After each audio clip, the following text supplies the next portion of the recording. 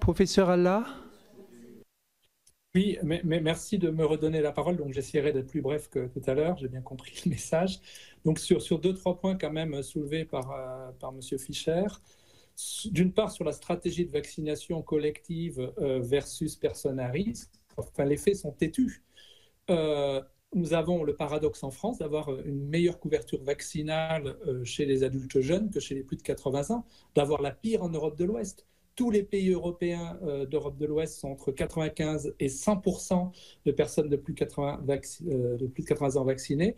Nous, on a oscillé entre 85 et aujourd'hui 90%. Donc on est un échec relatif. Donc on peut se dire verre à moitié plein, on a 90% de vaccinés, mais on a toujours beaucoup de personnes fragiles, y compris socialement aussi, en SDF et autres personnes vulnérables socialement, qui ne sont pas vaccinées et qui sont à fort risque d'être infectées et qui sont à fort risque de formes graves.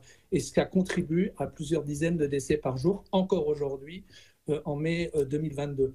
Donc les faits sont têtus, la stratégie globale n'a pas permis de protéger de façon optimale les personnes les plus fragiles, mais c'est lié au levier aussi et à la façon de les mettre en œuvre.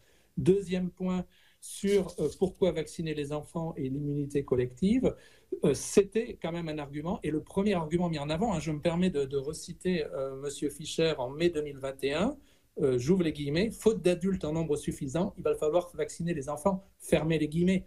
Donc, c'était quand même c'est une citation tronquée, je suis désolé. Attendez, pardon, on va répondre juste après. C'est une citation tronquée. Je vous enverrai le lien et chacun jugera. Et enfin, troisième élément sur l'évolution de la santé mentale des Français.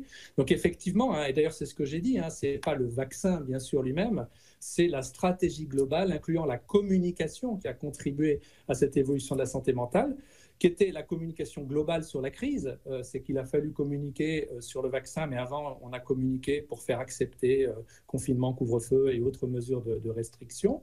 Et quand on voit l'évolution de la santé mentale des Français, liée à la communication et aussi aux mesures, comme vous l'avez souligné, de fermeture des écoles, de couvre-feu, de confinement, etc., malheureusement, la stratégie de la peur est un des principaux déterminants. Et quand on interroge, on a un travail en cours d'ailleurs avec des jeunes suicidants, c'est un des arguments principaux, c'est un des motifs extrêmement forts d'anxiété des jeunes et pouvant entraîner des comportements, on parle beaucoup des suicides, mais aussi d'anorexie mentale, etc., chez les très jeunes, chez les 9 ans, 10 ans, 11 ans, 12 ans. Et le choix de la communication par la peur, faire peur sur les risques Professeur, si vous pouvez conclure. À la des enfants a des conséquences. Voilà, c'était tout. Je vous remercie. Merci, mais je pourrais vous envoyer tous les documents et les références si vous voulez. Merci, professeur Allah.